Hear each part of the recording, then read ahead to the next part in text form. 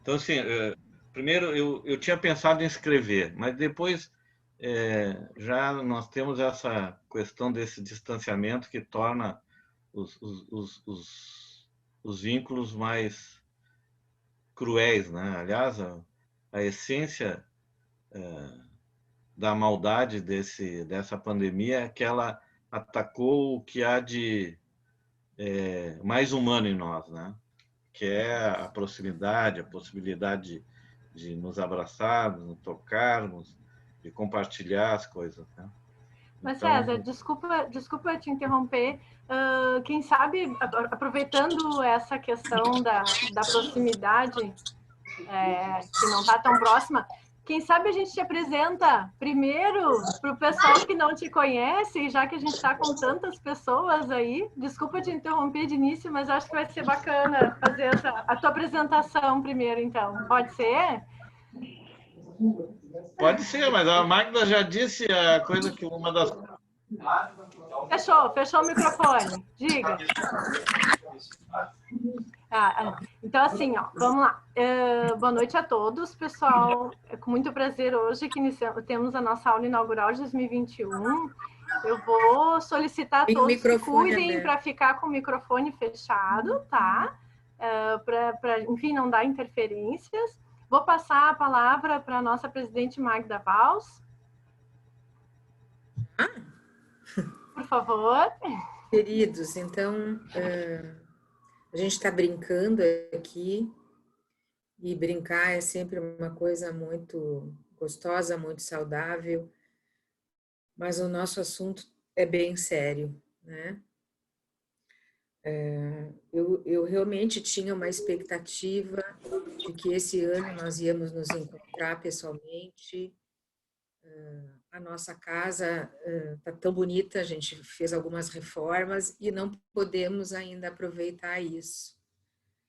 Mas está bem, eu acho que a gente tem que seguir com responsabilidade, com respeito, com esperança, né? Acreditando que isso vai passar e também, como diz o Bion, podendo tirar proveito desse mau negócio. Eu acho que um dos grandes proveitos que a gente tem tirado é justamente esses encontros que se ampliaram muito, né? A gente tem sempre mais pessoas conosco, pessoas de outros estados, o que presencialmente não acontecia, né? Então, também podemos pensar que este é um grande ganho desse momento. Quero dar boas-vindas a todos, agradecer ao César, que é nosso fundador, que é nosso amigo querido, que está sempre com a gente, topando sempre os encontros, e a todos vocês que estão presentes e que a gente possa ter uma noite agradável de trocas e de boa conversa. É isso. Obrigada, Magda. Eu acabei juntando aqui, pessoal, para falar para vocês como frases e estímulos, justificando um pouco a escolha do tema, o convite, porque do César, né? Então, enfim, vou passar direto a essas frases e estímulos, né? Que não são fáceis de digerir, fenômenos que não são fáceis de digerir, e que a gente vive, enfim, numa franca crise humanitária.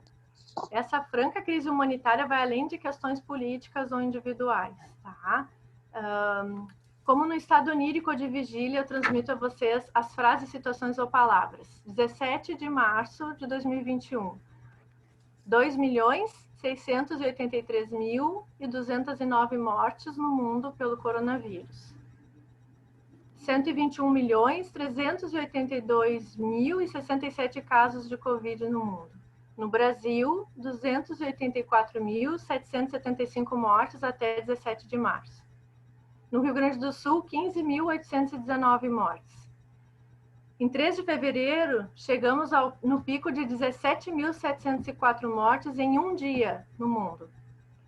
502 mortes no Rio Grande do Sul só no dia de ontem. Hospitais com mais de 100% de ocupação, seleciona quem receberá maiores cuidados. Equipes de saúde esgotadas, cansaço físico, mental. Pacientes entubados são amarrados, pois falta a medicação necessária. Covid não dá em jovens e crianças. Bebês em UTI com Covid recebem visita de pais por tablet após vaquinha da equipe. Em 16 de março, só 25% de crianças que hospitalizam na forma grave em Santa Catarina. Só. YouTuber com mais de 41 milhões de inscritos e mais de 11 bilhões de visualizações acumuladas, seguidamente provoca: usem a máscara, usem álcool em gel, não aglomerem.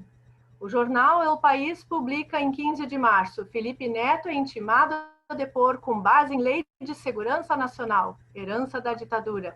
Ele havia chamado o nosso presidente de genocida, né? Emergências dos hospitais fechadas, não há vagas. Manifesto das ruas clamam por volta às aulas presenciais. Professores não foram e não vão ser vacinados por enquanto. Funcionários das escolas também. Manifesto em favor da saúde pública e da proteção dos brasileiros por instituição privada. Conclamamos com os cidadãos e instâncias da sociedade civil para que juntos manifestemos nossa preocupação e satisfação, exigindo respostas e ações responsáveis diante desta que se configura como a maior crise humanitária e sanitária deste século. Há previsões de que as mortes cheguem a 3 mil por dia no Brasil. Colegas falam assim, palavras: escárnio, fé, medo e esperança. A frase de um prefeito: entreguem a vida pela economia. Idosos aguardam 18 horas na fila pela vacina. Profissionais da saúde vão ser vacinados amanhã. Cancelada a vacinação para profissionais de saúde para evitar aglomeração. Bandeira preta entra. Aeroporto lotado de torcedores aglomerados e sem máscara para se despedir do time. A aglomeração permite ao vírus o seu refinamento. Número de vacinados no Brasil chega a 4,9% da população em 17 de março. Escolas fecham, parques enchem. Festas e mais festas clandestinas, lotação de praias. Os colegas sentem resiliência, persistência, ansiedade, saudade, acolhimento e apreensão. Precisamos digerir tudo isso e muito mais para seguir conectados à vida.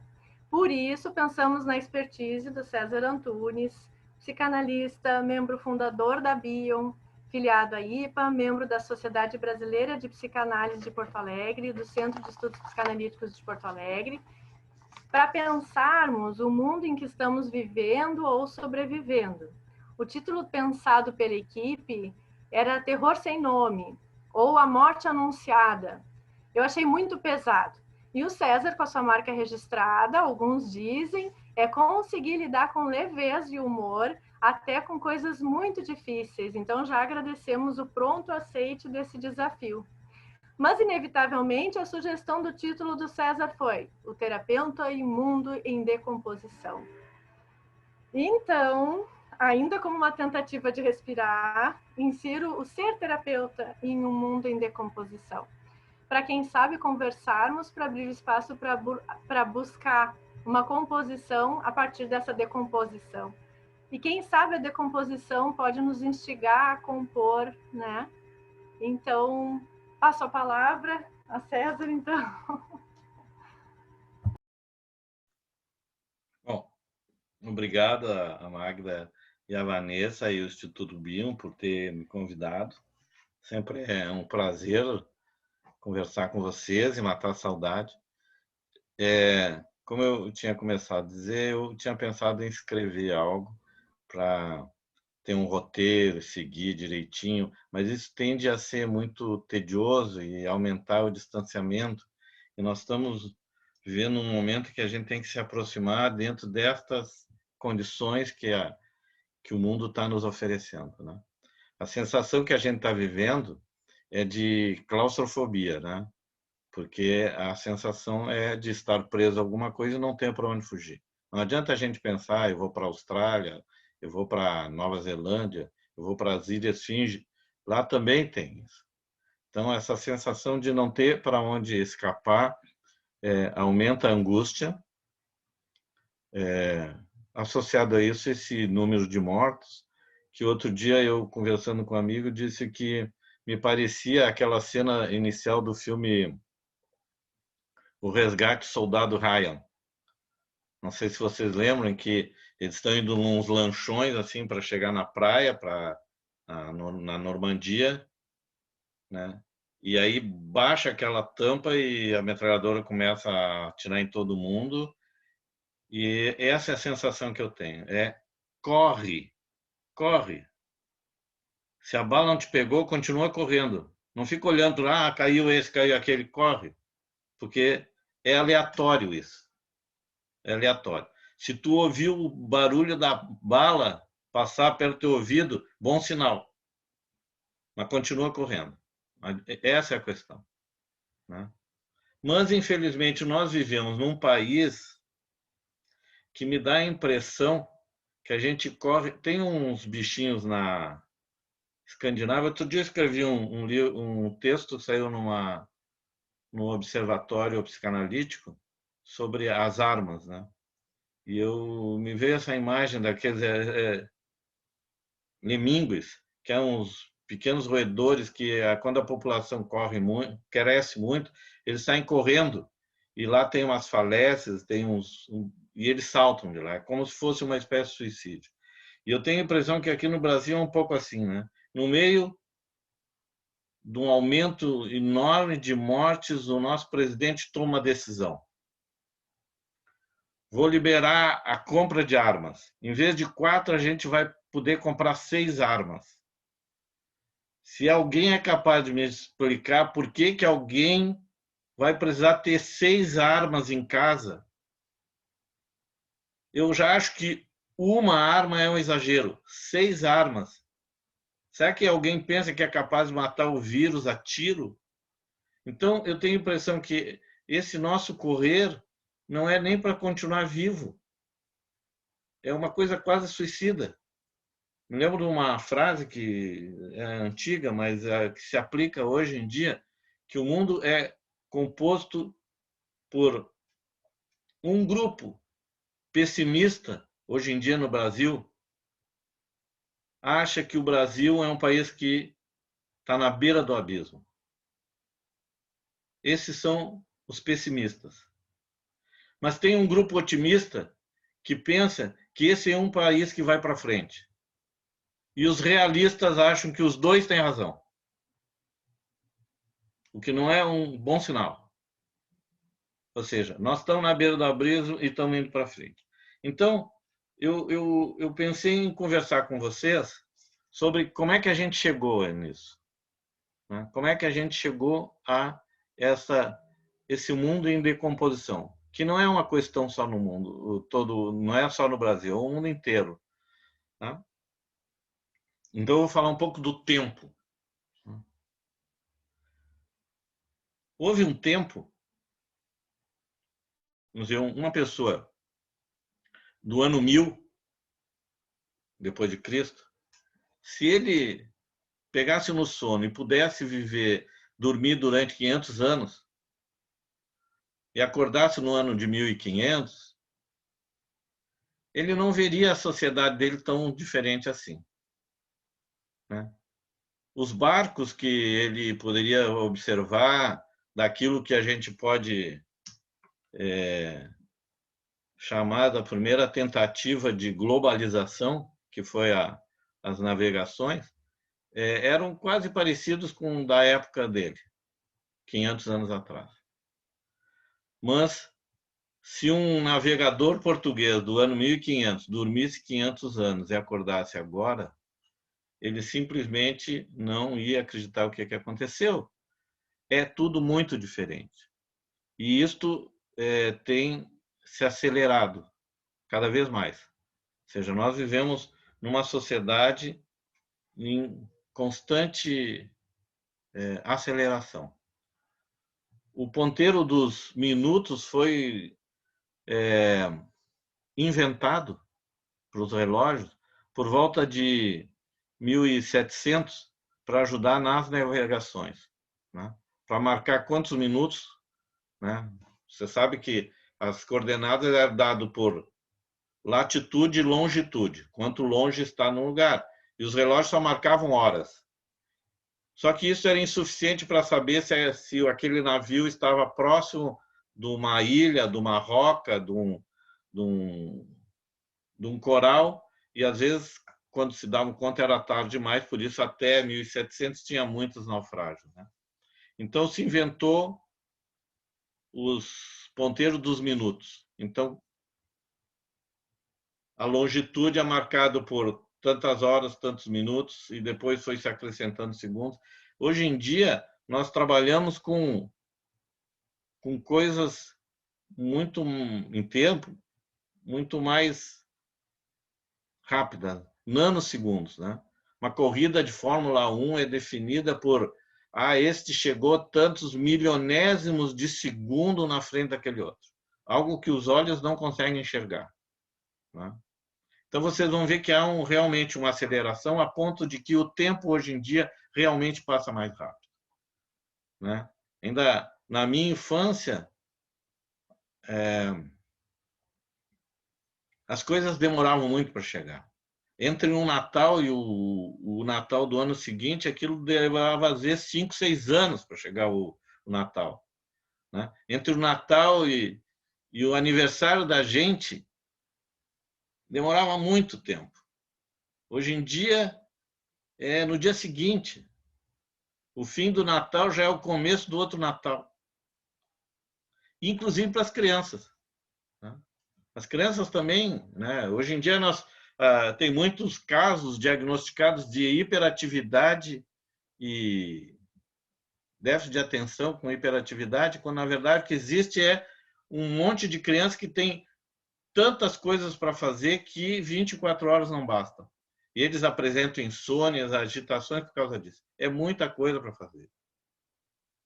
E o tempo, então, vai cada vez mais se encurtando. E isto leva a algo que é um princípio da física, que é o princípio da entropia. Ou seja, que as coisas organizadas tendem, com o passar do tempo e com a aceleração do tempo, para o caos. As coisas organizadas se desorganizam.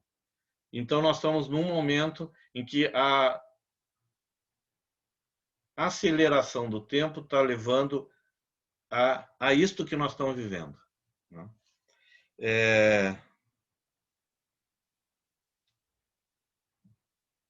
Cada vez, para vocês terem uma ideia, o tempo antes era uma coisa relacionada com espaço, né?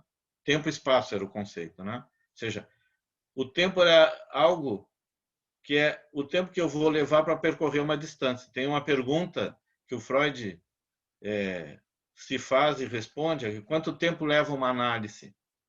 E a resposta dele ele conta uma história de um aprendiz que pergunta para o mestre dele: mestre, quanto tempo a gente leva para ir deste ponto até a esquina?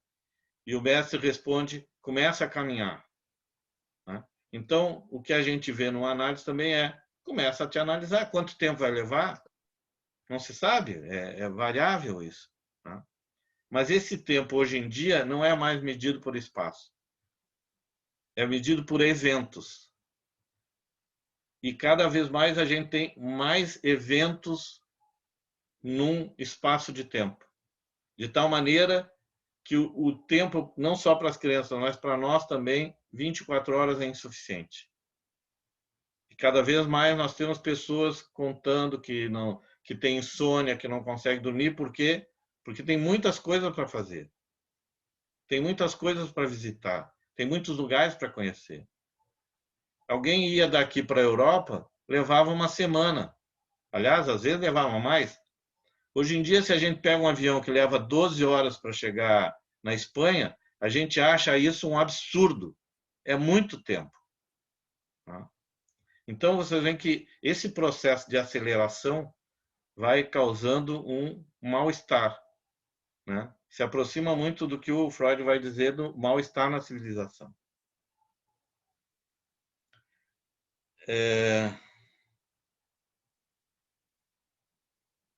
Essa aceleração, ela tomou um ritmo vertiginoso, tá certo? No século XX.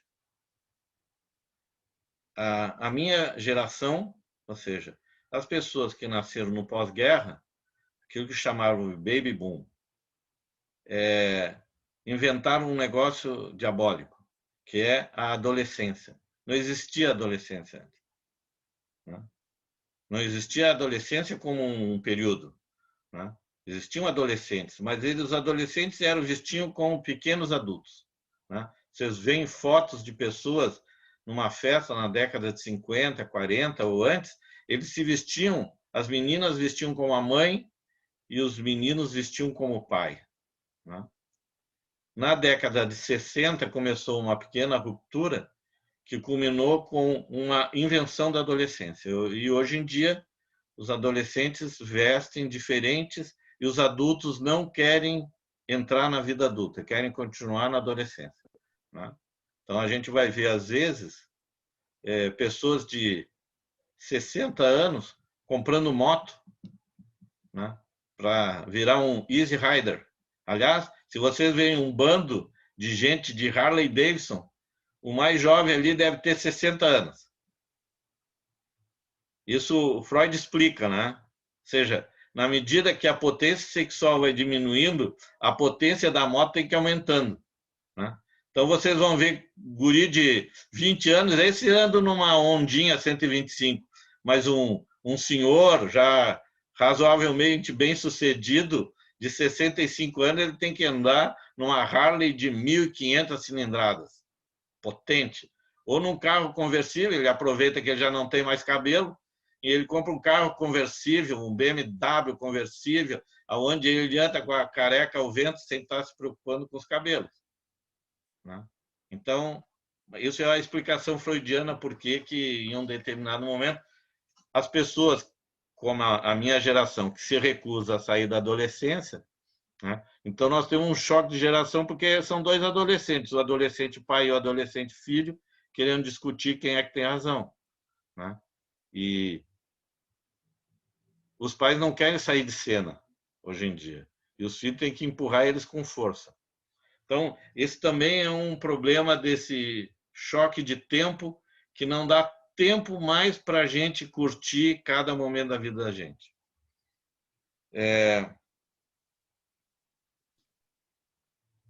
E um outro fato que aconteceu, então, no fim do século XIX e século XX foi não uma aquisição da cultura, mas a descoberta da ignorância. A descoberta da ignorância nos obrigou a estudar. Ninguém mais tolera ignorar, né? E a gente estuda bastante para chegar numa ignorância secundária, que é eu sei que eu não sei, então eu vou continuar estudando. A ignorância primária é eu não sei que eu não sei, e aí então eu penso que sei, né? Então a gente vai vendo, você já deve ter passado pela experiência essa, de que à medida que a gente vai envelhecendo, a gente vai sabendo menos, né? Porque a gente vai adquirindo a ignorância. Isso nos obriga a estudar o tempo todo. Então, hoje em dia, não tem mais como, por exemplo, na minha área, que era a medicina, antigamente. Um médico, antigamente, se formava, ia para o interior e lá ele virava uma sumidade e estava com aqueles conhecimentos que ele tinha adquirido na faculdade, ele sustentava a família e a saúde daquela comunidade muito tempo. Hoje em dia é impossível isso, né? Hoje em dia o conceito é de formação constante, né? Esse médico, de tempos em tempos, tem que fazer algum curso para se atualizar, porque nós vivemos por isso que aumentou muito a nossa insegurança profissional, pessoal, como adultos, porque cada vez mais a gente sabe, tem mais consciência daquilo que não sabe.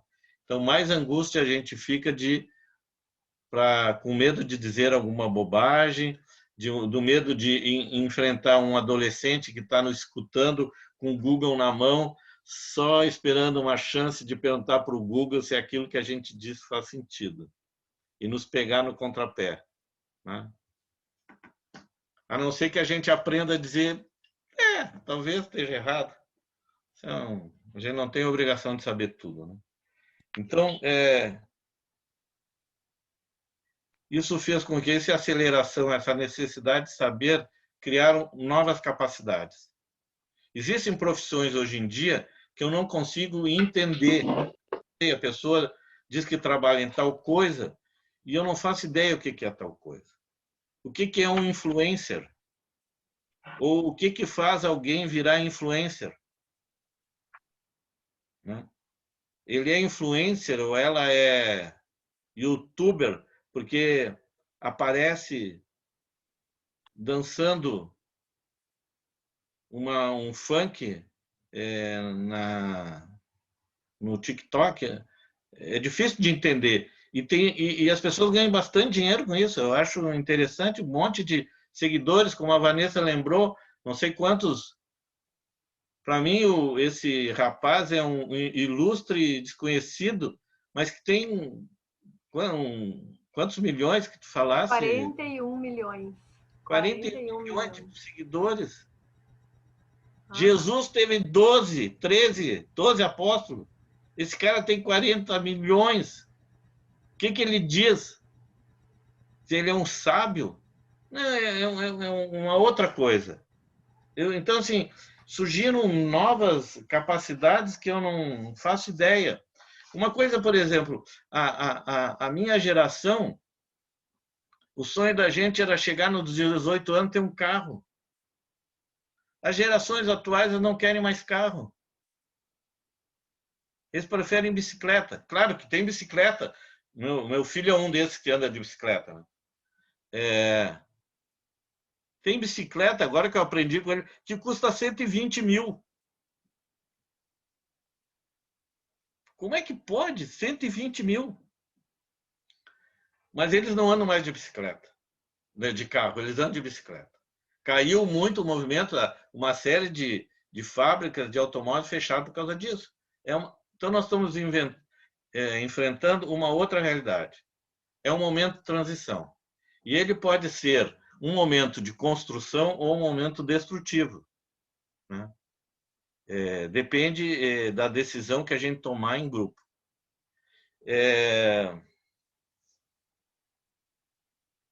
O Freud construiu uma teoria baseada, basicamente, ou intrinsecamente, ou primitivamente, em normas estabelecidas por proibição. Né? Não foi o Freud que inventou isso. Né? Antes dele tinha o Moisés. Os 10 mandamentos são proibições que estabelecem normas sociais. Né? Mas o Freud diz o seguinte, que não existe cultura humana, não existe civilização humana que não seja baseada em 2 leis vitais. Né? Que é a proibição ao incesto e a exigência para enterrar os mortos. Isto faz com que se divida aqueles seres vivos, complexos, que vivem pelo instinto daqueles que vivem pela pulsão, que é o ser humano. Entre os animais não tem nem a exigência, mesmo num agrupamento organizado, como formigas e abelhas, não existe a exigência de enterrar os mortos, nem proibições ao incesto. Isso faz com que a nossa sociedade se diferencie. O problema é que nós estamos se aproximando a passos largos da negação dessas 2 regras que são tão necessárias e tão básicas, tão primárias, que não tinham leis contra isso. Muitos países não tinham leis proibindo o incesto. Nem tinham leis que obrigavam a enterrar os mortos. Por quê? Porque nem passava na cabeça da civilização poder fazer isso. Né? Até pouco tempo atrás, a lei brasileira proibia a relação sexual de um adulto com uma criança, mas não de um pai com uma filha, desde que ela fosse adulta. Podia. Agora parece que já tem essa lei. Mas o que acontece? O que eu quero dizer com isso é que nós nos aproximamos naquilo que marca o fim da estrutura civilizatória. Por exemplo, há alguns anos atrás, houve uma exposição, alguns de vocês devem ter visto, que percorreu o mundo, de corpos de pessoas mortas que eram recuperados e conservados em um produto qualquer que parecia então, e que eles apareciam fazendo esporte, dançando cancan, estavam em poses, né? E as pessoas iam lá contemplar os mortos. Aquilo já foi uma pessoa. E as pessoas iam, é um prazer necrofílico, quase erótico, né? De ver corpos mortos em exposição. E aquilo foi um sucesso mundial. Ou seja, rompemos com uma regra. A outra regra, que é a proibição do incesto, também está em vias de desaparecimento, né? E quando isso tiver desaparecido, nós estamos de volta à barbárie. Nem todo avanço é necessariamente um avanço cultural.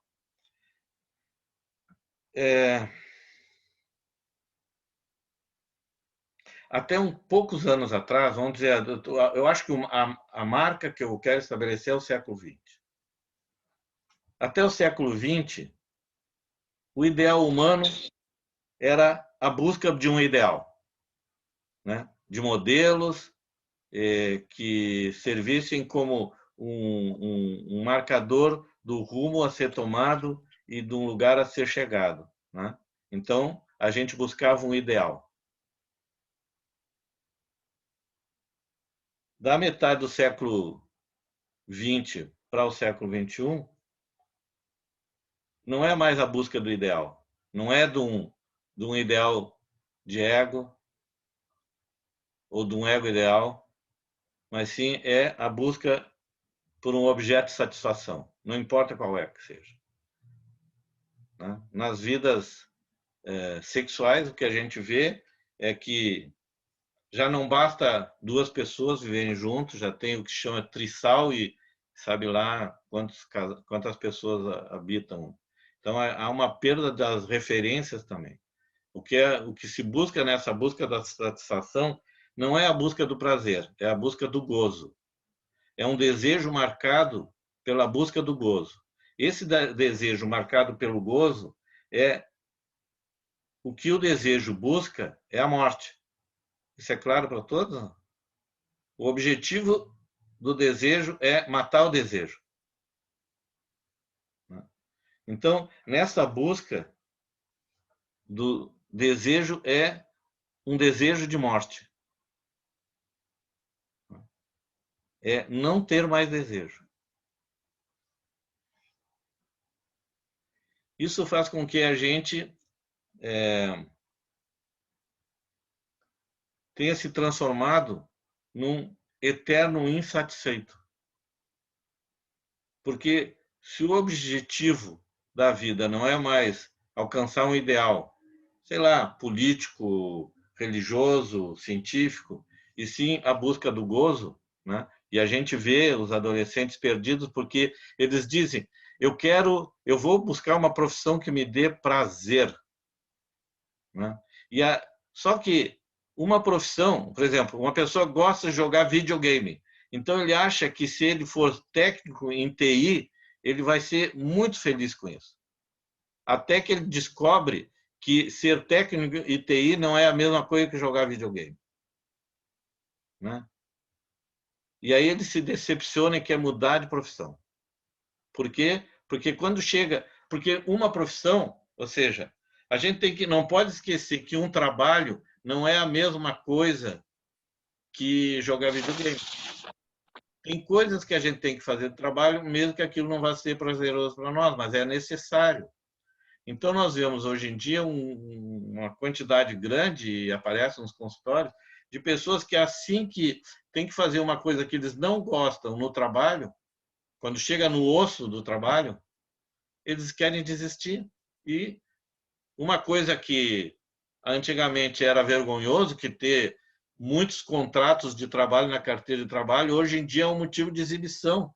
E uma pessoa em 4 anos trocou 8 trabalhos. Por quê?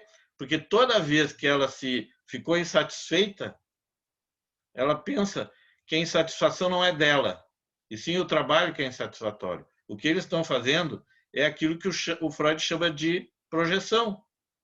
Algo de insatisfeito dele, porque ele não gozou naquilo, ou pior, porque ele gozou daquilo. Porque também essa é a questão. Assim que alguém goza de uma coisa que deseja, ela perde o desejo. Ninguém consegue desejar uma coisa que tem. A gente só deseja o que não tem, né? Então, é diferente entre desejar alguma coisa e gostar de alguma coisa. Isto, por exemplo, numa relação amorosa faz toda a diferença.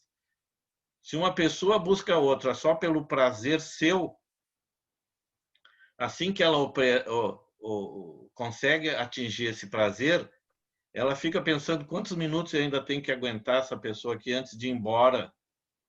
Porque ela quer ir embora, porque não tem mais desejo. Já o gostar é diferente. O gostar é aquilo que resta depois do gozo.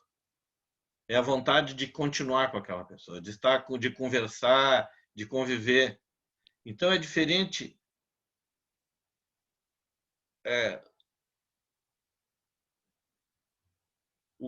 A busca do desejo da busca do gostar, né?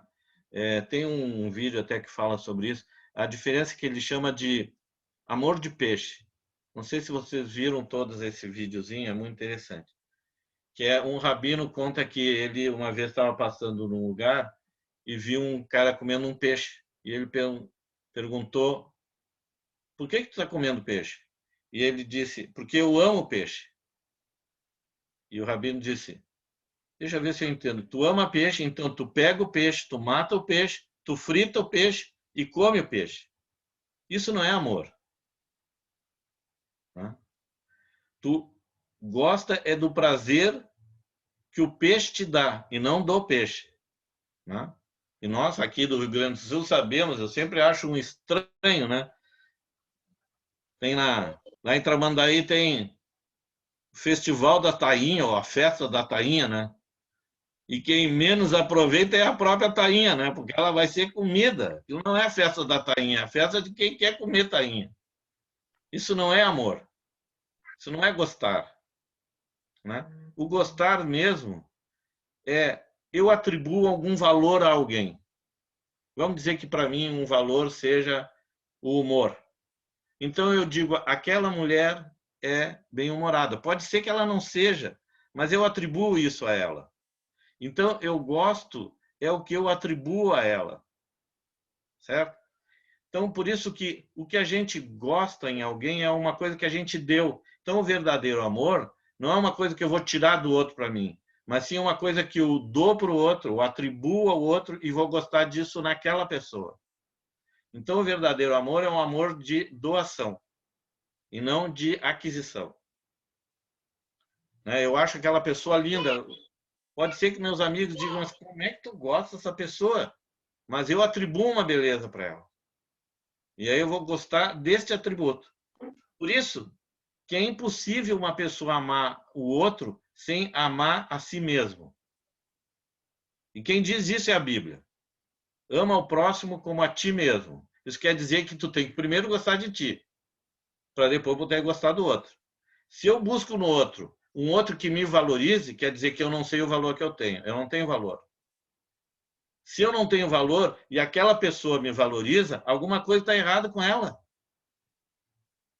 Né? Então a gente vai ver pessoas que não entram de sócio em clube que aceitarem elas de sócio. Porque como elas acham que não tem valor, se aquele clube aceita ela como sócio, não deve ser um bom clube, porque clube bom não aceita. Então, quando a gente gosta da gente, a gente é capaz de gostar do outro. Quando a gente não gosta da gente, a gente não é capaz de gostar do outro. Porque se o outro gosta da gente, alguma coisa está errada no outro. Isso é um aspecto que se aproxima do que eu quero falar um minutinho e quero dividir com você depois sobre o que nós estamos vivendo. Então, a gente pode pensar o seguinte, que o objetivo inicial do ser vivo era o sexo. Transmissão do nosso código genético. Isso explica e tem um estudioso da genética, tem um texto que chama O Gene Egoísta. E ele explica o porquê que os homens são mais promíscuos que as mulheres. Os machos são mais promíscuos que as fêmeas. Porque o macho consegue passar para frente ou engravidar quantas fêmeas ele tiver acesso. Então, ele tem uma capacidade de passar o código genético para ele, dele para outras gerações, em um número muito grande. Já a fêmea, vamos tomar a fêmea da espécie humana, ela só consegue passar o código genético dela uma vez ao ano, certo? Se nós pensarmos um período para engravidar e um período pós-parto, é uma vez por ano. Então, a gente olhando assim pode pensar que isso é uma coisa ruim, que na verdade é uma diferença. Ou seja, o homem é um ser de quantidade. Já a mulher estabelece os critérios de qualidade. Como ela só pode escolher ou pode passar o código genético uma vez ao ano, ela aprendeu a escolher com quem ela vai engravidar. Então, ela busca qualidade e não quantidade. Então, os signos de qualidade no mundo é uma atribuição feminina e não masculina. Certo? Então, vamos pensar assim, o sexo esse biológico, ao sofrer o recalque da lei primeira, vamos dizer, o incesto, né, ele se transforma em erótico. Né? O erotismo, então, é o sexo que sofre a ação do recalque. Por isso que o erótico no ser humano vai ser sempre uma luta constante entre a proibição e a transgressão. Quanto mais uma coisa é proibida, mais erótica ela parece. Maior é o desejo daquela coisa proibida. Certo? Então, o sexo reprimido cria o erótico. E o erótico reprimido aqui não pense a repressão como uma coisa absoluta. Ela sempre é as proibições, os limites. O limite é uma porta, nunca é uma parede. Uma parede é o fim de alguma coisa. Então, o recalque do erótico estabelece o amoroso. Só que nós estamos numa sociedade que tende a abolir os recalques, né? Onde a perversão perdeu sentido, né? Não existe mais, né? Tanto que alguns autores propõem que o que existe agora é uma neossexualidade. Desde que o outro permita, podemos transar 3 pessoas com um anão besuntado de mel e um bode. Tudo bem, foi aceito, né? O problema da ausência do recalque disso é que a próxima vai ter que ser, sei lá, um elefante mais sei lá, um careca mais um não sei o quê, porque isso não tem fim, né? E é preciso a ação do recalque. Então, como nós estamos vivendo uma sociedade sem recalque, e principalmente nós vivemos num país em que diz que não tem que proibir, nós não sabemos o que fazer com essa doença. Então, o que eu quero deixar claro é que essa pandemia do Covid, ela é só consequência de uma série de fatos que vem acontecendo há 100 anos e que tendem a diminuir o espaço entre uma pandemia e outra. Certo?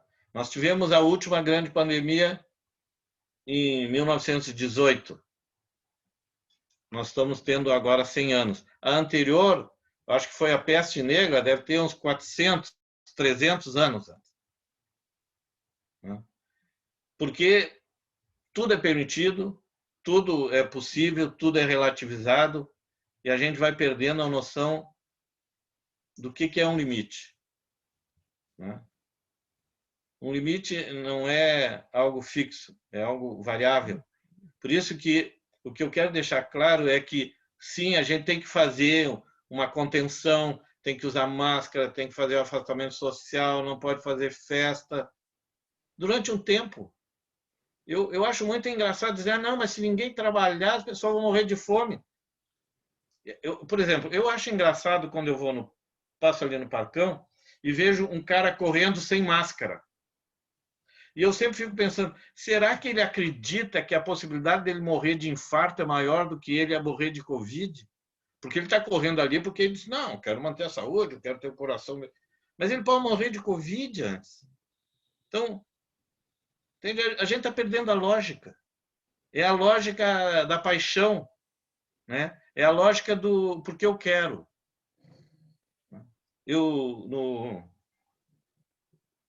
Depois do feriado de carnaval, eu resolvi parar uns dias. Parada relativa. Mas eu fui para a praia e atendi de lá. Eu fui para a Laguna. E eu cheguei lá quarta-feira. E não tinha ninguém, fiquei num hotelzinho perto da praia, assim. E eu digo, que bom, aqui a gente pode caminhar na praia. Não tem quase ninguém, não tinha quase ninguém lá. Sexta começou a encher, sábado estava lotado. Passei, eu e minha mulher, olhando para a praia da janela do hotel, porque eu me recusei a ir. À noite, nós saímos para comprar alguma coisa e trazer para o hotel, e tinha um caminhão todo colorido. Não sei se todos os anos tem isso lá em Laguna, nunca tinha ido antes. E tinha filas de pessoas, entrava 200 pessoas dentro desse caminhão e faziam um city tour de 1 hora, cantando e tocando funk e essas músicas assim, e as pessoas tudo cantando ali. E eu fiquei pensando, isso não tem como acabar bem. Ou eu estou muito velho, não sei, mas não tem como acabar bem. E agora a gente está vendo, isso o que nós estamos recebendo agora, é o preço que as pessoas se dispuseram a pagar para poderem estar se aglomerando no carnaval, nas férias. Tem um preço a pagar, né? E então eu penso que esse processo que cria uma ausência de tempo e de limites, o Covid só é a consequência disso. A consequência da falta de qualidade da vida hoje em dia. A gente toma decisões que são muito... há muito tempo eu venho pensando assim, o que faz com que certas normas sociais sejam colocadas porque alguém inteligente estudou aquilo e chegou à conclusão que aquilo é o melhor para todo mundo? Não, é uma coisa aleatória. Eu gosto de dar um exemplo, alguns exemplos disso. Eu sei que vai chocar vocês, tá? Mas quem é que disse que a gente não pode cortar a massa? Alguém diz, não, os italianos não cortam. Qual italiano? Quem é o primeiro que começou a não cortar a massa? E por que se eu for no restaurante cortar a massa, tiver com amigos, antes do Covid ou depois do Covid, vai ter uns 10 que vão dizer, não se corta a massa! Quem é que disse isso? Mas isso vai criando um padrão que ou eu me submeto, ou eu sou expulso. Ou, por exemplo, um outro que eu acho mais engraçado ainda. Quando a gente pede um vinho e o garçom tira a rolha e entrega para a gente, as pessoas hoje em dia cheiram a rolha. Qual é o sentido de cheirar a rolha do vinho? Se tu vai depois cheirar o vinho na taça, por que tu vai cheirar a rolha? É porque as pessoas não sabem, têm medo do que eles podem ter que fazer com a rolha. Na verdade, a gente recebe a rolha só para ver se ela está ainda impermeável ou foi invadida pelo vinho, porque se ela foi invadida pelo vinho, se ela está toda vermelha, é sinal que aquele vinho está estragado. Agora, como a maioria das pessoas não sabem disso, né? Algum dia alguém num restaurante cheirou e o outro do lado disse, aquele cara ali é chique, aquele cara, então é isso, agora é que eu sei para que a gente pega. Aí todo mundo hoje em dia cheira a rolha. É muito interessante esse processo, porque eles vão se criando sem razão. Eu, como não gosto de enrolar massa, acho aquilo sufocante, eu corto. Mas eu descobri uma solução que eu vou ensinar a vocês.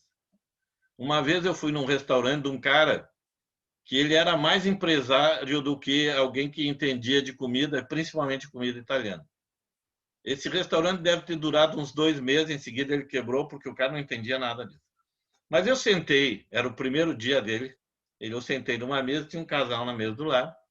Você sabe que das 3 etapas da psicossexualidade, né? A fase oral, da fase anal e a fase fálica, a única que a gente compartilha é a fase oral, né? A gente vai no restaurante para ter o prazer de enxergar os outros comendo e para ter o prazer de ser visto pelos outros quando a gente come, né? Tanto isso é verdade que se um restaurante fizer uma sala com um restaurante com pequenas salas, ele quebra, porque a gente quer é ver os outros comendo. E vocês já devem ter passado pela alegria de pedir um prato e ver, assim, pelo canto do olho, que o casal da mesa do lado perguntou: o que elas estão comendo ali? Ah, eu quero igual. E a gente diz: acertei, eu sou o cara, né? Bueno, mas eu estava nesse restaurante e o casal foi servido depois de 45 minutos de espera, que eles já estavam fervendo, e veio, o cara botou o prato na frente da mulher e ela disse assim: o que é isso? Eu pedi massa carbonara. E essa aqui é a bolonhesa, molho vermelho. Ele disse: não, esse é o seu pedido, minha senhora. Disse: não pode ser, chama o gerente. Era o dono. E o cara veio. Disse aqui, ó, eu pedi uma massa carbonara, me trouxeram essa massa. Isso aqui não é carbonara. Todo mundo sabe que carbonara é com bacon, com queijo, ovo. Acho que não lembro mais o que mais. É uma coisa assim, né? E ele disse: a senhora tem razão, mas em parte. Porque essa massa carbonara que a senhora está dizendo é no norte da Itália, no sul da Itália é essa aí. Então, hoje em dia, eu corto a massa e quando alguém diz não se corta a massa, eu digo isso no norte da Itália, no sul de Itália se corta. Mas a gente vai sendo enquadrado num jeito que, às vezes, tu não tem como escapar disso. E isto é mortal, porque reduz a criatividade humana, tu vai perdendo a noção. Por exemplo, tu perde a noção qual é a diferença entre ter um cachorro e um filho. Me lembro de uma paciente que chegou no consultório indignada, porque ela tinha levado o filho de colo no pediatra, num dia frio, e vinha pela Padre Chagas com a criança toda enrolada, e vinha uma outra mulher com um cachorro enrolado. E passou por ela e disse assim: eles sentem muito frio nessa época, né? Ela ficou: e como eles? Como eles? A gente vai perdendo os critérios. Por exemplo, a gente vai perdendo o critério do que é uma vacina, do que é um tratamento, do que é não fazer nada. Em algum momento, tu começa a duvidar: mas espera aí, eu devo estar errado. Eu aqui socado em casa, todo mundo se divertindo ali e não acontece nada. E tu começa a ficar em dúvida. E aí tu começa não, é o tratamento. O que é o próprio conceito de tratamento precoce? Não existe tratamento precoce. Isso é um engodo. Existe um tratamento depois que a pessoa está doente. Então, um tratamento inicial, sim, mas precoce, como muitas pessoas acreditaram que aquilo era precoce à doença. Que se eu tomasse ivermectina, cloroquina, eu não pegava. Isso é uma mentira que foi contada. E cada vez é mais difícil a gente de diferenciar o que é uma fake news de uma verdade. Aliás, isso foi uma descoberta do nazismo. O nazismo descobriu que se tu pegar uma mentira e contar ela constantemente, ela vira verdade, como a rolha, como cheirar a rolha. E todo mundo vai começar... Né? Não faz sentido. Por exemplo, não faz sentido comer sushi com 2 pauzinhos. O garfo é muito mais cômodo. Mas tu vai no restaurante, todo mundo está comendo com 2 pauzinhos. Eu sou um grosso, eu sou um troglodita. Mas é mais fácil. Não interessa. Mas é com 2 pauzinhos que tem que comer. Muda o gosto? Não. Mas a gente está preso a isto. E a gente tem que ter cuidado, porque isso é destrutivo. Isso torna uma coisa aplainada, igual, desfaz diferenças. E as diferenças são necessárias. Ainda bem que nós não somos todos iguais. Eu dou graças a Deus cada vez que eu penso que não tem ninguém no mundo igual a mim, porque senão eu não ia aguentar essa pessoa. Então, é bom a gente aprender a conviver com a diferença.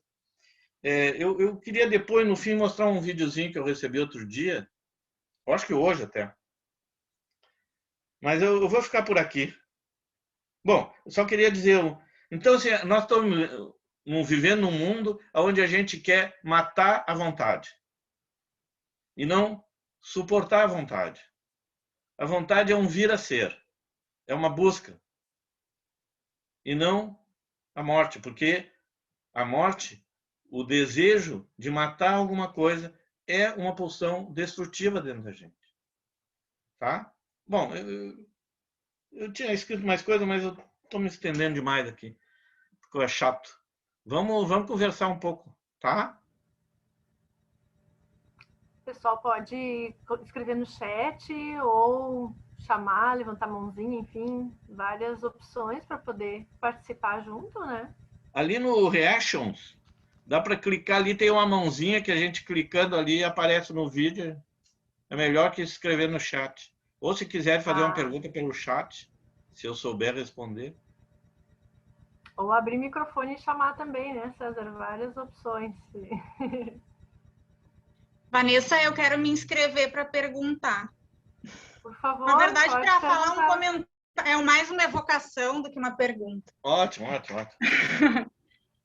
Então, boa noite a todos, saudades, coisa boa ver a casa cheia.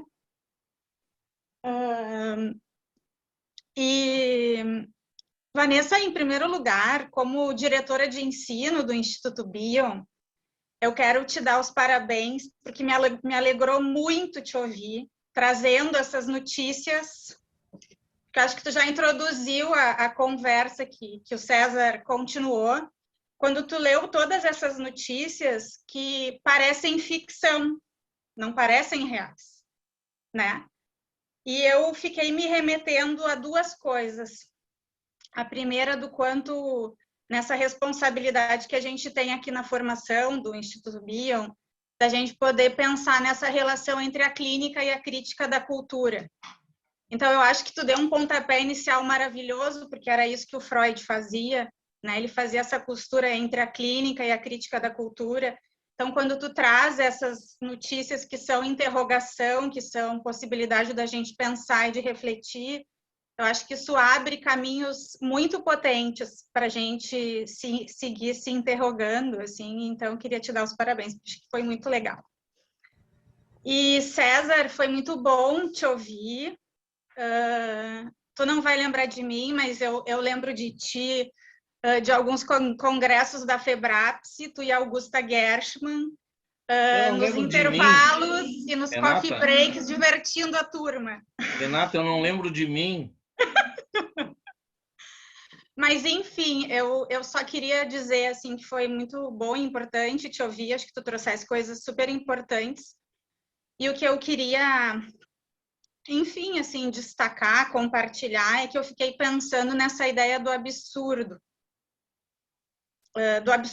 que a gente está vivendo e que faz com que a gente, então, se encontre, talvez, com essa insistente incompreensão frente às coisas, né? Então, acho que a gente está vivendo os limites da nossa pensabilidade. E, nesse sentido, acho que a psicanálise nunca foi tão importante como agora, está sendo muito convidada a tentar pensar em caminhos, menos do que respostas, mas pensar em caminhos. E eu queria te dizer que quando tu falou da propaganda do nazismo, né? Eu fiquei pensando também na propaganda do fascismo. Eu acho que a gente vive esse tempo do fascismo, onde há esse desejo do assassinato em massa, esse desejo mortífero, né? de acabar com a vida enfim, isso faz a gente também pensar no Freud, no texto importante Psicologia das Massas e Análise do Eu, né? Essa questão das identificações com esse líder que diz que se é bom a gente matar, a gente deve matar, que se é bom a gente ter 6 armas, a gente tem que ter 6 armas, que se é bom a gente tomar cloroquina, a gente tem que tomar, né? Então, acho interessante a gente pensar nesse paradoxo e na nossa responsabilidade também de seguir juntos, conversando, pensando. Acho que a gente vive um tempo de um rebaixamento da consciência, né? Então, de um rebaixamento da nossa capacidade de sonhar, né? Então, enfim, só para te compartilhar minhas evocações assim, iniciais. Bom, Renata, é um prazer te ver novamente. Evidentemente que há muito tempo que eu desisti de ter lembranças, eu tenho uma vaga ideia das coisas. Então, mas eu acho que o que tu falaste é importante. Primeiro, não tem nada mais irreal que a realidade. Essa é a questão. A gente vive o tempo todo aliás, o que a gente chama de realidade é uma apreensão que se faz do real. Né? É uma tentativa de interpretar o real. Porque o real não tem como a gente internalizar ele. Né? Eu gosto de dizer, eu não tenho como internalizar o que há de real nessa caneta. Eu posso internalizar, são atributos da caneta. Né? E esses atributos, eles são compostos por 2 coisas. São coisas que são atributos inerentes a toda caneta, ela tem que escrever, mas eles têm a outra camada de atributo deste objeto real, é uma coisa que eu atribuo a ele. Se alguém em algum momento da minha vida tivesse me machucado com uma caneta, eu diria que todas as canetas, como é o caso do Bolsonaro, fazem mal. Bom mesmo é um 38. Então, a realidade que eu vou ter em relação à caneta vai depender desse atributo. Então, a realidade é uma coisa, é uma tentativa de apreensão do real. Então, quando o real se apresenta como nessa pandemia, a sensação que a gente tem é de irrealidade e não de realidade. Né? Eu já ouvi mais de uma pessoa dizer assim, olha, não dá para pensar nisso. A mente da gente não atinge. O que é isso? Nós estamos perplexos, sem saber como sair disso. E cada um vai interpretar esse real horrível de acordo com aquilo que ele atribuiu ao real. Né? Por isso que dá tanto choque. Assim, quando a gente vê a morte de uma pessoa, né? Eu tenho atendido a maioria das pessoas online, mas eu faço uma exceção para médicos ou psicólogos que atendam pacientes ou que trabalham em hospital, porque eu não tenho coragem de dizer a uma pessoa que está lá no meio do fogo cruzado que eu vou atender ele online. É claro que eu faço uma parafernália aqui no meu consultório, eu forro a poltrona, eu passo lisoforme, álcool em tudo que é lugar, mas atendo. E por que eu disse isso? Bom, mas o que eu noto, o que eles me descrevem são coisas de filme de guerra, de terror. O que eles estão vivenciando dentro dos hospitais é quase que irreal. Aliás, tem uma coisa que eu gosto muito de lembrar. Aquilo que a gente enxerga, as cenas do nosso dia a dia são cenas. Agora, no nosso dia a dia tem outras coisas que estão fora da cena, que a gente não enxerga. Por exemplo, os hospitais as pessoas não enxergam. E eu sempre gosto de lembrar que o que está fora da cena a gente chama de obsceno. Obsceno quer dizer fora de cena.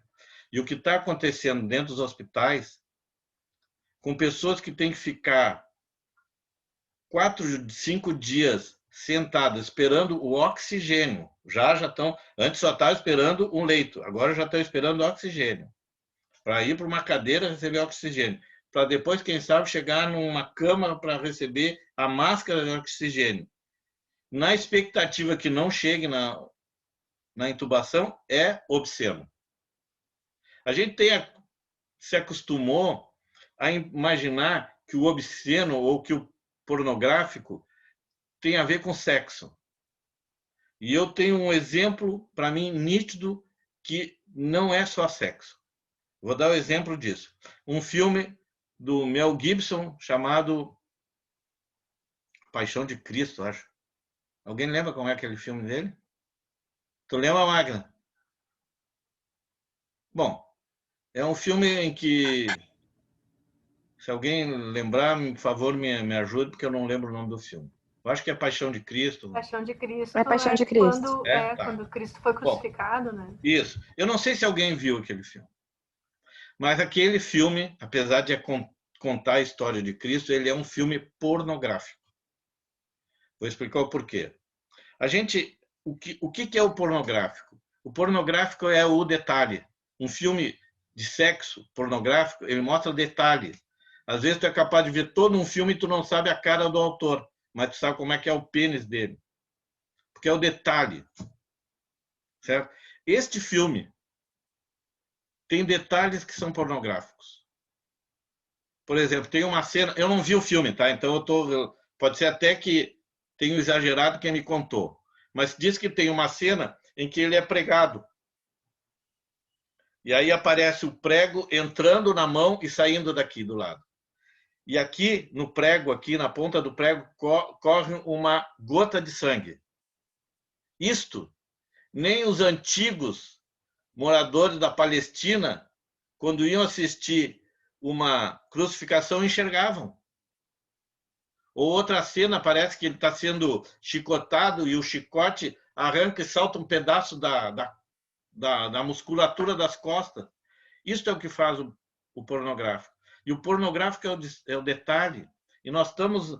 A obscenidade no momento que nós estamos vivendo é esses detalhes. É uma pessoa dizendo, olha, não me deixa morrer. E as pessoas dizendo, eu não tenho o que fazer para eles. Eu vou dizer uma outra coisa que talvez possa ser... É o meu jeito de pensar, vocês podem não concordar. Para mim, é um pouco agressivo nós termos tomado a decisão, olha, me beneficia, tá? De começar a vacinação por idosos. Certo? O meu ponto de vista, e acho que seria eficaz para o país, se pudéssemos vacinar pessoas dos 29 aos 60 anos. Porque essas são as pessoas que produzem.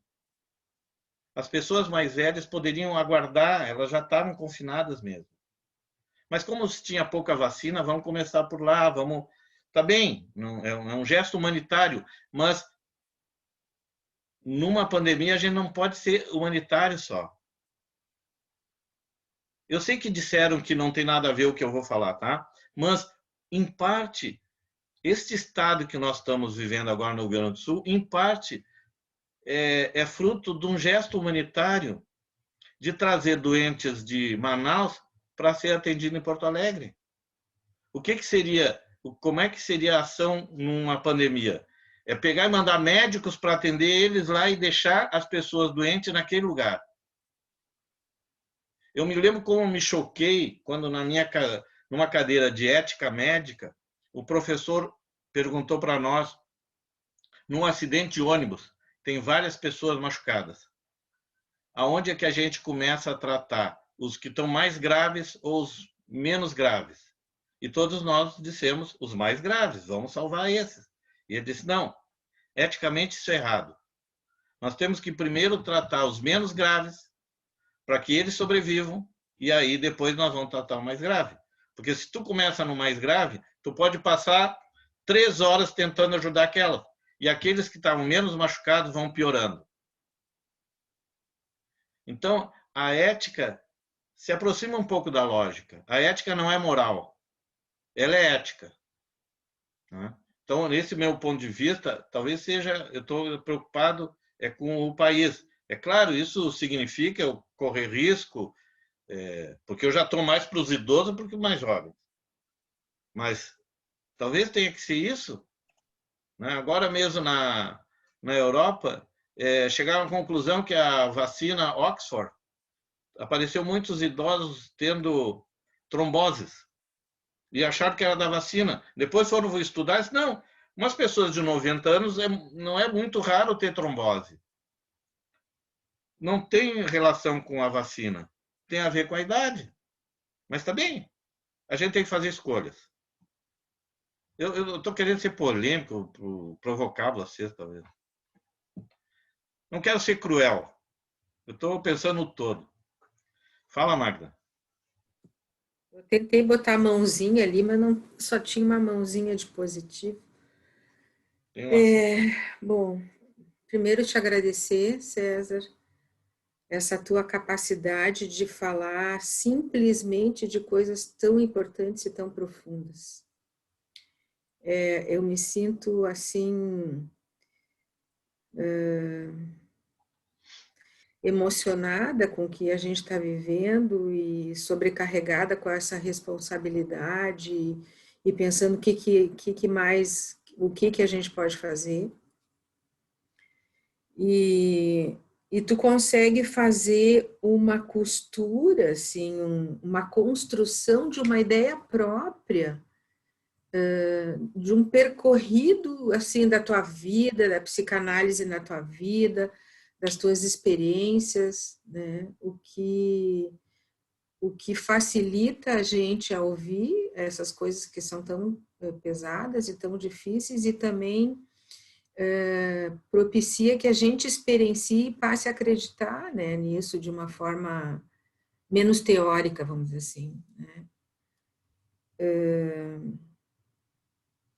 Concordo com as questões todas que tu levantou, né, a questão do tempo, que ele é muito curto mesmo, né, eu que trabalho muito com crianças, cada vez mais eu percebo isso, assim, né. Agora elas estão completamente saturadas de vídeo, completamente saturadas, né?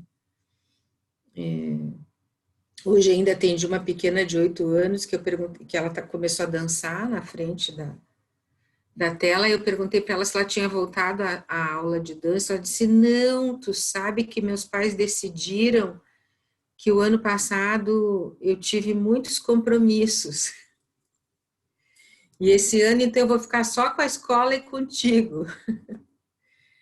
Então, tem essa questão, eu acho que a questão da proibição, né? Também me lembrei da adolescente que eu atendi agora às 19 horas, que dizia assim, eu acho que a minha geração vai ser muito melhor do que todas as outras. Porque a gente aceita tudo, porque a gente topa tudo, porque é tudo numa boa, porque não tem essa proibição, não tem esse estresse que não pode, que não deve, que não sei o que. E eu ainda pensei comigo, sim, essa é uma fala adolescente, né? Eles sabem tudo, eles são os melhores. E, bueno, a vida que ensina, né? A experiência que ensina. Não sei, assim, mais o que falar, a não ser essa questão desse teu percorrido tão importante em conceitos tão importantes, é uma ideia muito clara e que fez muito sentido para mim. Né? Magda, eu estava lembrando uma coisa que eu acho que foi uma crueldade. Quando há umas semanas atrás resolveram que iam vacinar os psicólogos também. Ah, sim. E muitos foram para lá e na última hora foi cancelado. Eu acho que tinham que vacinar todas as pessoas da saúde, inclusive os psicólogos. E depois, todos os professores. Se não vão fazer do jeito que... Essa ideia que eu disse dos 29 e 60 não é uma ideia minha. No Uruguai estão fazendo assim. E como eu tenho um irmão uruguaio,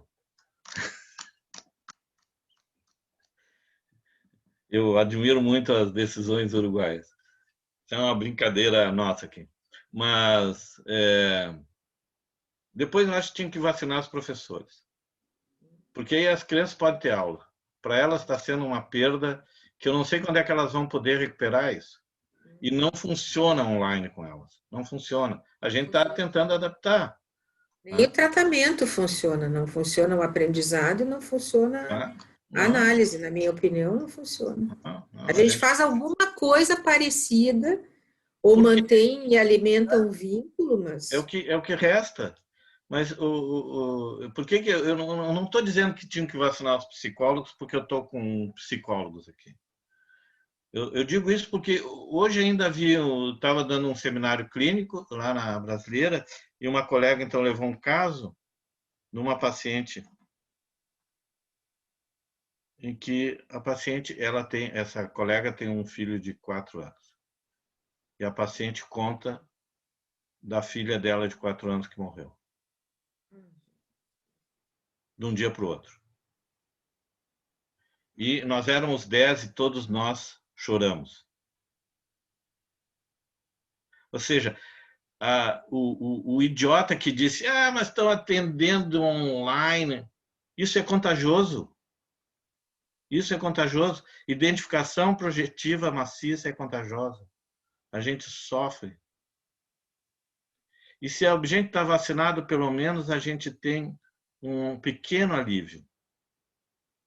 Eu já me vacinei, por causa do sou médico, e me lembro que quando eu saí da vacina, eu pensei...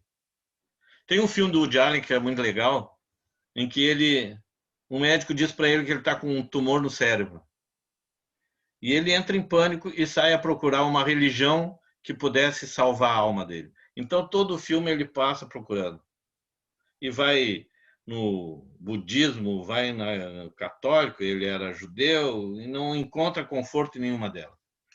E quando está chegando no fim do filme, ele recebe uma ligação da secretária do médico, dizendo para ele ir lá, e o médico diz, olha, estou te chamando aqui para me desculpar contigo, houve um erro, o exame não era o teu, era do outro paciente, tu não tem nada no cérebro, não tem câncer nem nada. E ele sai muito contente, não tem câncer, está ouvindo a vida. De repente ele para e diz assim, tá, mas quem é que me garante que eu não estou formando um câncer agora? E essa é a questão.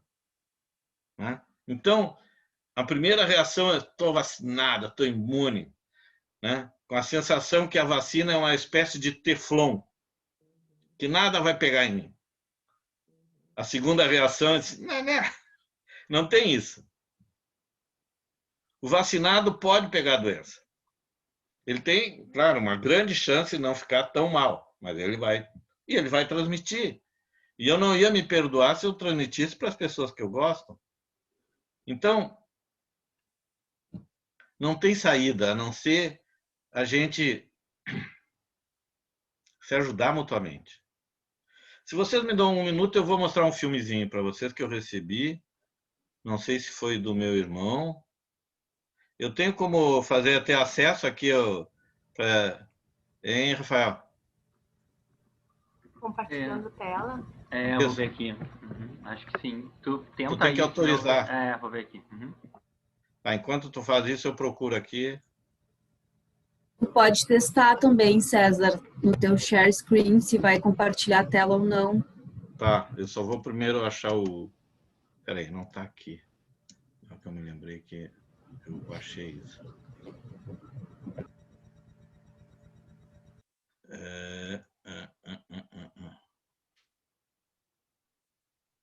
Como é que eu acesso? É aqui.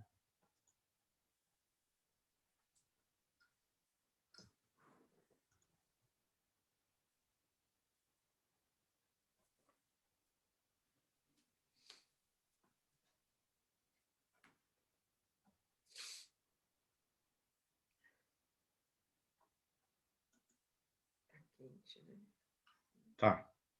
Deixa eu voltar aqui para ver vocês. Vamos ver.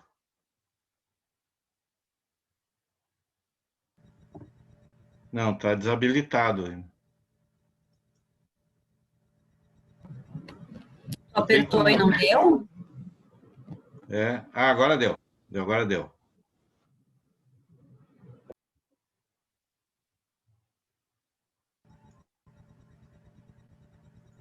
Eu não sei se vai aparecer o som, porque outro dia eu mostrei. Vocês estão enxergando? Enxergando, sim. Tá. Não tem som.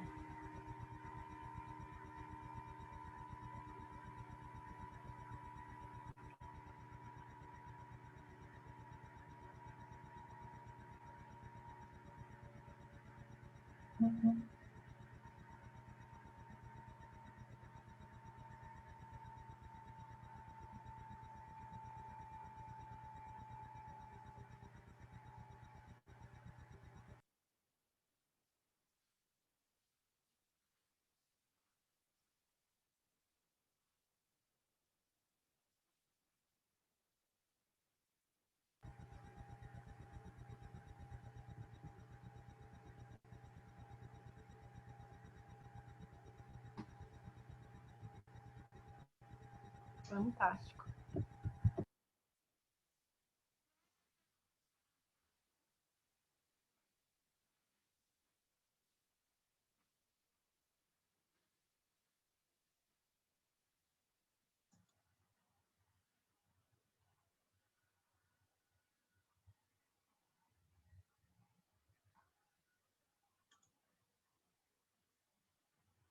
Agora não sei como é que eu tiro isso aqui, vamos ver aí.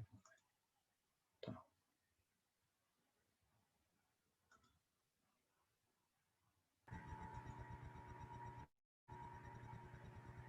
Acho que minimizar de novo. Não, aí tem que ampliar lá em cima no cantinho à direita, que nem a gente sugeriu para a Magda fazer, não sei se é a mesma tela tua. Diminuiu mais ainda. César, ali em cima onde está verde, nas opções, tu clica na seta. Ah, tá, para poder. Tá, isso, tá. Obrigado. Isso aí. Interessante, né?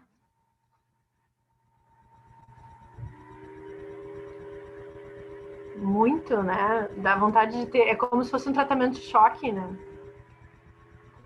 Por isso, eu acho essa. Ah, se fecharem, nós vamos morrer de fome. Se fechar 2 ou 3 semanas, ninguém vai morrer de fome. E vai ter cliente depois para comprar. Agora, se uma pessoa morrer, uma que seja.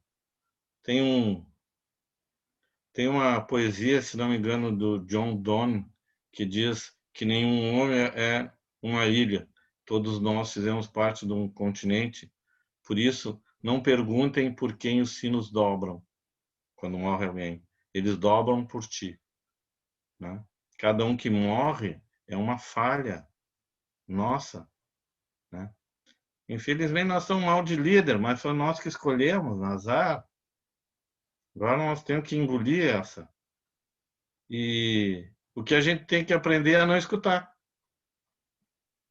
E fazer, bom, vamos fazer o que a gente acha que é o correto, né? E o correto é... Uma vida não tem preço, né? Infelizmente, a vida não é justa, né? Porque o bom era se a gente pudesse viver num mundo onde os bandidos morressem e os mocinhos sobrevivessem. Mas o meu pai dizia que o problema no Brasil é que não dá para fazer um filme de faroeste porque não tem mocinho aqui, só tem bandido. Então, agora, o que resta disso tudo é a psicanálise. A gente precisa ajudar essas pessoas sem esperança.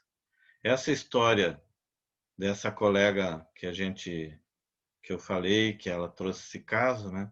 O que ela pode fazer? Escutar e escutar e escutar e quando cansar, escutar mais ainda. E ela falou a quantidade de vezes que ela atendia e que depois que a paciente ia embora, ela chorava. E a dúvida dela se aquilo é neutralidade, se ela não está... E eu disse para ela que é uma diferença muito grande entre neutralidade e indiferença. Indiferença é quando a gente não se toca por isso, né? É claro que a gente não pode se desesperar, e para isso serve o Bion quando nos diz da nossa capacidade de reverie, ou de reverie, depende se a gente quer ver francês ou inglês, que é poder suportar as projeções tóxicas de alguém que está intoxicado, com a perda, por exemplo, da filha, e devolver de uma forma sem o produto tóxico. Nós não podemos colocar diante de um paciente assustado nossos medos também, porque senão ele não tem saída, né? E o que sobra para nós é aguentar aquilo e sair mal, e sair ansioso. Vocês devem ter. Eu, uma vez por semana, eu pego Covid. E no segundo dia eu me curo do Covid e continuo trabalhando. E para na semana seguinte pegar Covid, ter certeza que eu tive dor de cabeça, porque me acordei um pouco rouco, porque o meu nariz está um pouco congestionado. E no dia seguinte eu me curo e volto a trabalhar e para ficar doente de novo, né? E se eu pego 3 ou 4 pacientes desesperados, eu já sei que no fim do dia eu vou ter Covid de novo, né? Até que, de novo, se renova cada dia, porque é disso que a gente vive, né? A nossa obrigação é... E eu acho, você já deve ter percebido, que eu acho que o grande recurso que a gente tem diante desses desesperos é o humor. Nós somos o único animal que ri. Então, usem isso. Não com o paciente, não é rir do paciente, mas rir com o paciente, né? Porque é isso que nos sobra. Quanto tempo a gente vai viver? Não se sabe. Mas enquanto estiver vivo, aproveite, essa experiência é única. E olha que eu sou um pouco ateu, mas eu só sou ateu quando eu estou com saúde. Há um tempo atrás, eu comecei a ter uma gastrite que, como médico, eu comecei a pensar em desgraças. E a minha mulher, que é uma pessoa mais centrada que eu, disse: vamos fazer uma promessa para Nossa Senhora do Caravaggio. E fomos a Caxias e ela caminhou feito uma louca lá. E eu também fui caminhar. Mas eu tenho que contar uma história para vocês disso. Eu sou um descrente, na maior parte do tempo. Mas eu estava assustado. Porque um médico, ele não tem uma gastrite, ele tem um tumor enorme no estômago que vai ter que fazer. E é uma hora que eu estava sozinho lá na frente do Santuário de Caravaggio, ali em Farroupilha, e tem umas piazinhas com água benta, eu fui lá e passei na barriga. E meia hora depois passou a minha dor na barriga.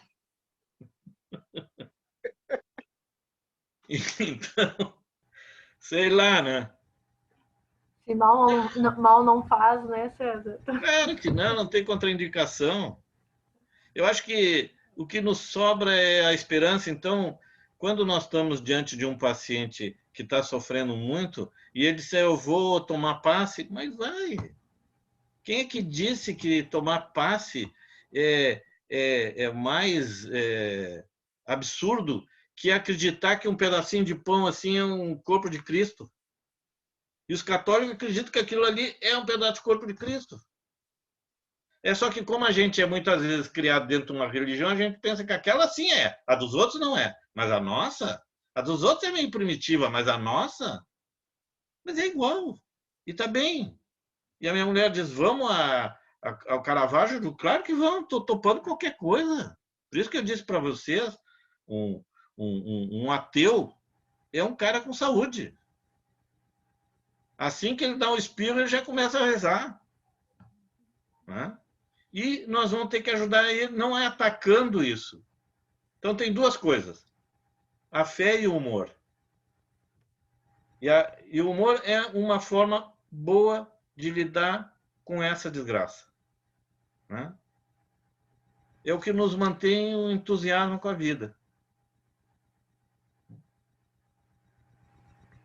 Até para a gente conseguir enxergar quando a gente começa a perder os critérios também, né, César? Eu acho que isso, quando tu citasse antes, quando a gente, inclusive, pensou, né, nessa aula, assim, também foi porque conversar, pensar, mexer, refletir, essas questões todas que a gente está vivendo com as frases que eu acabei lançando ali foram coisas que a gente foi vendo acontecer, né? Que às vezes tão absurda, que acho que quando a gente se reúne, profissionais da saúde, para conversar sobre isso, é uma forma de tentar ainda manter uma certa sanidade, assim, e seguir trabalhando também, né, com os pacientes e com a família e cuidando da família, enfim, essas questões todas, né? Tem várias frases aqui no chat, acho que é bem interessante, porque todos agradecendo e elogiando, né, a noite e as tuas falas também. Então, infelizmente, a gente já está passando do horário. E... Deixa eu falar só um minutinho, então. Diga! Eu queria transmitir, eu gosto sempre de dizer, o entusiasmo com essa profissão. Nós temos uma profissão maravilhosa. Dá trabalho, mas é maravilhosa. É claro que é uma profissão ingrata, porque nós ajudamos muito as pessoas, mas assim que elas melhoram, elas não acreditam que foi o que nós dissemos. Certo? Por exemplo, o engenheiro, quando faz um prédio, depois ele passa 10 anos depois ali, ele diz, esse prédio foi eu que construí. O nosso não. O Freud diz que uma interpretação é uma representação expectativa. Isso quer dizer o seguinte, que é uma expectativa para o analista, quando eu digo uma coisa para o meu paciente, eu tenho a expectativa que ele possa usar isso, e para o paciente é uma expectativa que eu esteja certo. Tanto que durante um tempo, o nosso paciente usa a nossa interpretação como uma espécie de prótese que oclui aquilo que lhe falta. É aquela fase do tratamento que a gente diz, o meu analista disse que eu sou assim. Ele não está bem crente que aquilo é assim. Mas já que a gente disse, ele usa aquilo como um apoio. Até o dia que ele chega na sessão e nos conta que ele chegou a uma conclusão. E aí ele diz, a conclusão é aquilo que a gente disse. Mas ele esqueceu o que a gente disse. Porque aquilo foi assimilado pelo corpo dele, e aí ele começa a melhorar. Mas aquilo foi incorporado no mundo interno dele, ele não reconhece que foi a análise. E alguns anos depois ele disse, não, eu até mudei, mas eu acho que eu mudei porque eu amadureci, eu me tornei mais velho, mais consciente. Não é verdade. Né? Mas deixa assim. Mas o prazer que a gente tem em ver as conquistas dos pacientes é maravilhoso. Então, vocês têm uma boa profissão, é melhor que ser psicólogo e é melhor que ser psiquiatra, tá? Porque tanto a psiquiatria quanto a psicologia, as outras áreas que não trabalham com a psicodinâmica, elas dão uma foto, certo? Então, elas dizem que aquela pessoa é aquilo. É histérica, é obsessiva, é fóbico. Certo? Nós não trabalhamos com fotos estáticas. Nós trabalhamos com um filmezinho. Então, aquela pessoa está fóbica, ou está histérica, ou está assustada, mas ela não é assustada. Né? Então, isso é uma vantagem enorme, nós ajudar uma pessoa a poder entender que aquilo é um estado de estar e não um estado de ser. Porque eu canso de ver pessoas que nos chegam com uma marca. Por exemplo, TDA já foi disfunção cerebral mínima e já foi disritmia. Eu canso de ouvir adultos dizer, eu tenho disritmia. O que é isso? Não é nada, é uma alteração de ritmo. Todo mundo tem disritmia. Eu, por exemplo, a dançar, eu sou completamente disrítmico. Né? Então, essa é uma vantagem. Nós estamos trabalhando com o estar daquela pessoa. Ela está numa passagem naquele momento. Ela está triste, ela não é triste. Ela, por exemplo, essa mulher que perdeu, ela tem 36 anos, ela perdeu a filha. Então, morreu a filha e morreu a mãe.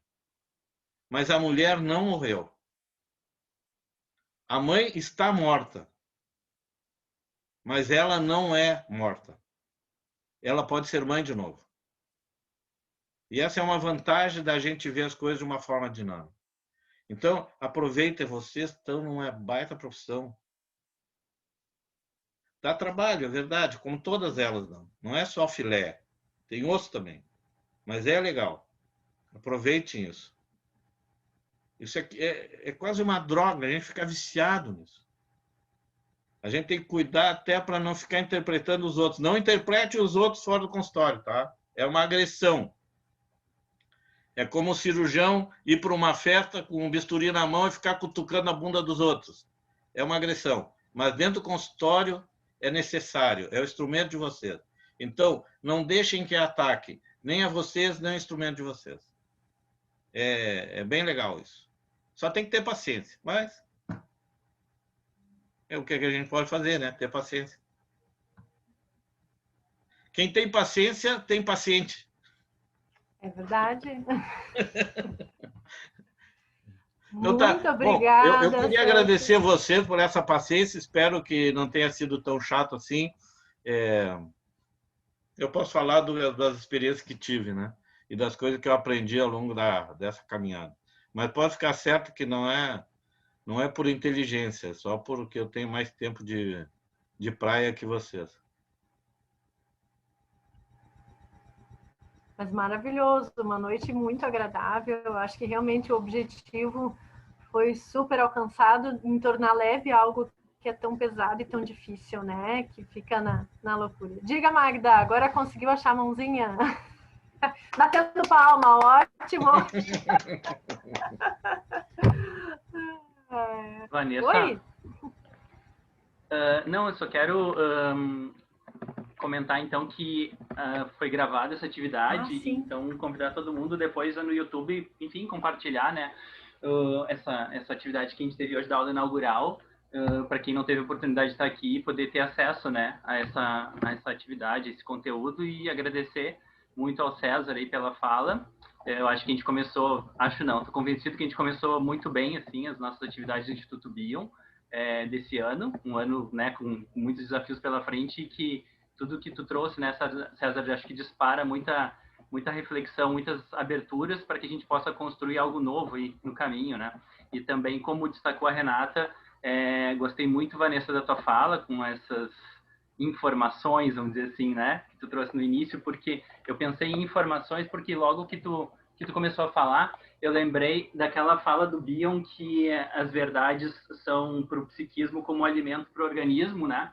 E que sem o alimento das verdades o psiquismo morre. Então, eu acho que tem tudo a ver com a psicanálise ter trazido isso, porque a gente precisa se alimentar de verdade, especialmente no tempo que a gente vive, assim, onde se propaga e a mentira se torna, entre aspas, né, uma pseudo-verdade, né? De tanto se repetir, como o César falou.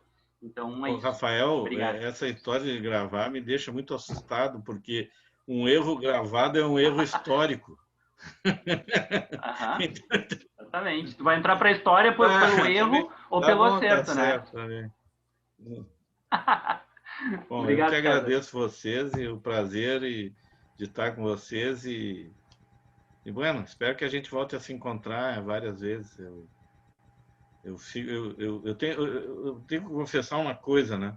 Eu tenho dificuldade de separação, então se vocês não desligarem, eu vou ficar a noite toda.